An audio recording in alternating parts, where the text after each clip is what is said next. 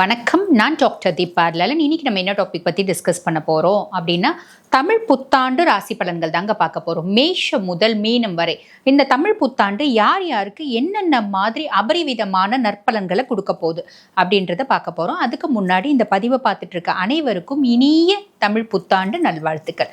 நம்ம நேரத்தை வீணடிக்காம சட்டுன்னு பாருங்க, உள்ள ஒவ்வொரு ராசிக்கும் என்னென்ன பலன் அப்படின்னு பார்த்துடலாம் வாங்க.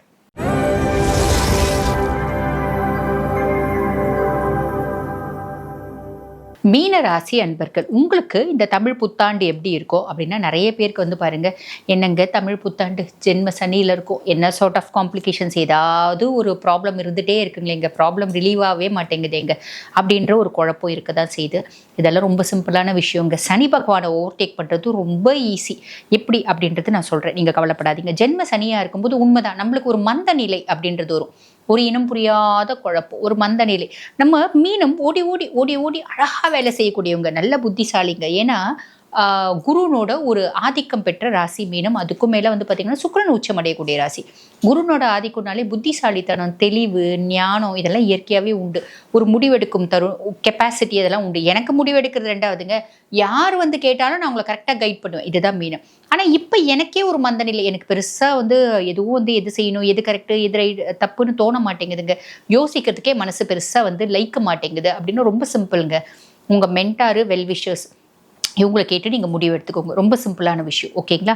அதுக்கும் மேலே குருனோட பார்வை சனியினோட பார்வை 3, 7, 10 இருக்கிறதுனால, இளைய சகோதர தைரியஸ்தானத்தை சனியினோட பார்வை இருக்கிறதுனால, முழுசும் தம்பியை நம்பி, தங்கச்சியை நம்பி, தம்பி ஸ்தானத்தில் இருக்கவங்கள நம்பி நம்ம தொழில், நம்மளோட முக்கியமான விஷயங்கள், முக்கியமான பொறுப்புகளை முழுசும் ஒப்படைக்க வேண்டாம். அப்படி ஒப்படைக்கிறீங்க அப்படின்னாலும் அது மேலே உங்களோட பார்வை, உங்களோட ஆதிக்கம் அப்படின்றது இருக்கணுங்க. அதை ஞாபகம் வச்சுக்கோங்க. அதே மாதிரி கலத்திர ஸ்தானத்தில் சனியினோட பார்வை இருக்குது.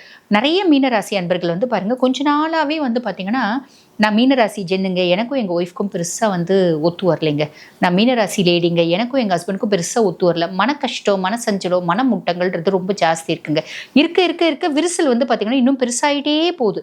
எவ்வளோ ஃபெவிகால் போட்டு ஒட்டினாலும் ஒட்ட மாட்டேங்குது. ஒரே வீட்டில் இருக்கோம், தனித்தனியாக இருக்கும். டிவோர்ஸ் நோக்கி போகலாமான்னு யோசிக்கிறோம், ஆனால் பெரியவங்க வேண்டான்றாங்க. இந்த மாதிரி பல குழப்பங்கள் இருக்க தான் செய்யுது. இதை பாருங்கள், சின்ன சின்ன பிரச்சனைகள் இருக்கும் போது பேசி நீங்கள் தீர்த்துக்கோங்க. உங்களால் பேசி தீர்க்க முடியல அப்படின்னா வீட்டில் இருக்க பெரியவங்க மத்தியஸ்தர்களை வச்சு பேசி தீர்க்க பாருங்கள். முடிஞ்ச வரைக்கும் ஃபேமிலியை பாண்டிங்கை அப்படியே இணைச்சே இருக்க ட்ரை பண்ணிக்கோங்க, சரிங்களா? அதுக்கும் மேலே ஜென்ம சனி 10ஆம் பாவம் தொழில் ஸ்தானத்தை பார்க்குறாரு. நிறைய மீனராசி அன்பர்களுக்கு தொழில் ரீதியான ஒரு குழப்பம், ஒரு சஞ்சலம், ஒரு மனசு திருப்தியின்மை அந்த மாதிரிலாம் இருக்குது. இதெல்லாம் ரொம்ப சிம்பிளான விஷயங்க. ஏன்னா குரு பகவான் இந்த ஒரு வருஷம் ரொம்ப சூப்பர் டூப்பராக இருக்குது. இந்த மாதிரி சின்ன சின்ன விஷயங்கள் இருக்கும். இது பெரிய லெவலில் இல்லை, இது ரொம்ப சின்ன லெவலில் இருக்கும். காரணம் என்ன அப்படின்னா, குரு சூப்பராக இருக்கார், அதாவது சுக குருவாக இருக்கார்.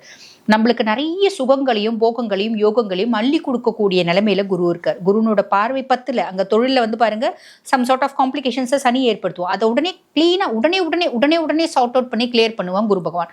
ஏன்னா குருனோட பார்வையும் 10ல் இருக்கு.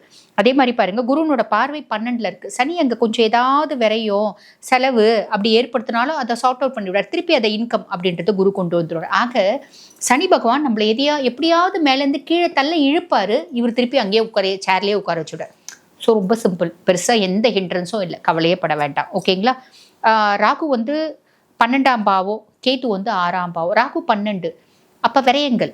அப்போ ஏதாவது காம்ப்ளிகேஷன் வருமா? இல்லையே, அங்கே தான் குருனோட பார்வை இருக்குது, குரு சண்டால யோகம் இருக்குது. அப்போ ராகு பெருசாக நம்மளுக்கு எடுக்கவே போகிறது. ஸோ ராகு பற்றி நம்ம கவலைப்படவே வேண்டியதில்லை. நம்மளுக்கு கேத்து 6ஆம் பாவம், ருணரோக சத்ருஸ்தானத்தில் கேத்து. பொதுவாக அசுபர்கள் இந்த மாதிரி 6, அதாவது 3, 6, 8, 12 இதெல்லாம் இருக்கிறது ஒரு ப்ளஸ்ஸு தான், பெருசாக யோசிக்க வேண்டியதில்லை.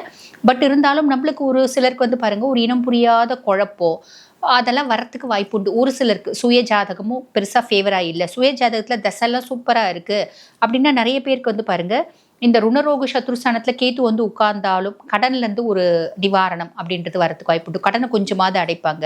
ஒரு நோய் இருக்குது அப்படின்னா அந்த நோயில் பெட்டர்மெண்ட் அப்படின்றது இருக்கும். எதிரிகள் காணாமல் போவாங்க, இந்த மாதிரி வரும். சுய ஜாதகத்தில் தசையும் பெருசாக ஃபேவராக இல்லை அப்படின்போது இது அப்படியே உள்ட்டா வரும்.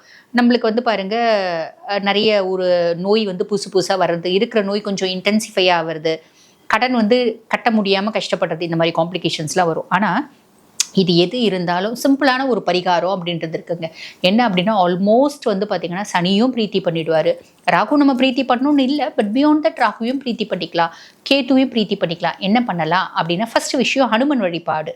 ஹனுமனை எப்படி வழிபாடு பண்ணலாம்? ரொம்ப சிம்பிள். ஹனுமன் சாலிசா அப்படின்னு ஒரு மந்திரம் இருக்கு. தினம்தோறும் ஹனுமன் சாலிசா பாராயணம் பண்றீங்க அப்படின்னா சின்ன சின்ன ஹிண்ட்ரன்ஸ்லாம் காணாமல் போயிடும். ஒன்று பெரிய பெரிய ஹிண்ட்ரன்ஸ் வரவே வராது. அது ஒரு ஃபர்ஸ்ட் விஷயம். ஆல்ரெடி உங்களுக்கே இந்த ஒரு வருஷம் பெரிய ஹிண்ட்ரன்ஸ் வர போகிறது இல்லை, ஏன்னா குரு காப்பாற்ற போறாரு இல்லைங்களா?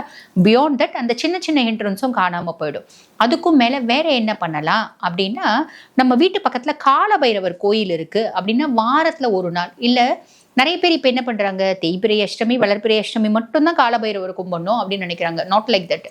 காலபைரவரை தினம்தோறும் வழிபாடு பண்ணலாம். எங்களுக்கு தினந்தோறும் டைம் இல்லைங்க, கண்டிப்பாக டைம் நிறைய பேருக்கு இருக்கிறது இல்லை. அப்போ நீங்கள் என்ன பண்ணுங்க, உங்களுக்கு என்னைக்கு டைம் இருக்கும், ஞாயிற்றுக்கிழமை தான் டைம் அப்படி இருக்குது அப்படின்னா கூட ஒன்றும் பிரச்சனை இல்லை. சண்டே ஆனால் நீங்கள் வீட்டு பக்கத்தில் காலபைரவர் சன்னதியே இருக்குன்னா நம்ம போகலாம். இப்போ தருமபுரி சைடில் இருக்கவங்களுக்குலாம் வந்து காலபைரவர் கோயிலே இருக்குது. ஒரு பாலபைரவர், ஒரு அழகான காலபைரவர், குழந்தை மாதிரி இருக்கும், சின்ன குழந்தை, பாலபைரவர் தான் அது, சின்ன குழந்தையா இருக்கும். அங்கே போயிட்டு அவரை வழிபாடு பண்ண ரொம்ப அழகாக இருக்கும். கண்ணு மூக்கு வாயில ரொம்ப அழகாக இருக்கும். அந்த மாதிரி தருமபுரி பக்கத்தில் இருக்கவங்களுக்கு தெரியும். இல்லாதவங்க எல்லா சிவன் கோயிலையும் பைரவர் சன்னதி இருக்குது. இல்லை புதுசாக சின்ன சின்ன கோயில், பிள்ளையார் கோயில், முருகர் கோயிலெலாம் கூட வந்து பார்த்திங்கன்னா காலபைரவர் சன்னதி அப்படின்றது தனியாக வச்சுருக்காங்க, பிரதிஷ்டை பண்ணுறாங்க. அந்த மாதிரி பிரதிஷ்டை பண்ணியிருக்க எத்தனையோ கோயில்கள் இருக்க தான் செய்யுது. அப்போ நம்ம காலபைரவரை வாரந்தோறும் ஒரு நாள் போய் பார்த்துட்டு, என்னைக்கு உங்களுக்கு நேரம் கிடைக்குதோ, அது சண்டேவாக இருந்தாலும் சரி, மண்டேவாக இருந்தாலும் சரி, டியூஸ்டேவாக இருந்தாலும் சரி, போய் அவரை வழிபாடு பண்ணிட்டு வர்றது ரொம்ப நிறைய நற்பலன்களை கொடுக்கும். அதுக்கு மேலே அதுக்கு கூட எங்களுக்கு நேரம் இல்லைங்க அப்படின்னா ரொம்ப சிம்பிளுங்க.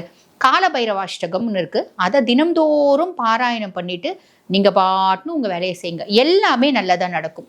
எல்லா நாளும் இனிய நாளாக அமையும் பைரவ வழிபாட்டுனால, மறந்துடாதீங்க. ஆக மீனம் இந்த புத்தாண்டு எப்படி இருக்கும் அப்படின்னா, பைரவ வழிபாட்டுனால சூப்பரான புத்தாண்டு அமையும் அப்படின்றதுல எல்லளவு மாற்றுக்கிறது கிடையாது. வாழ்த்துக்கள்.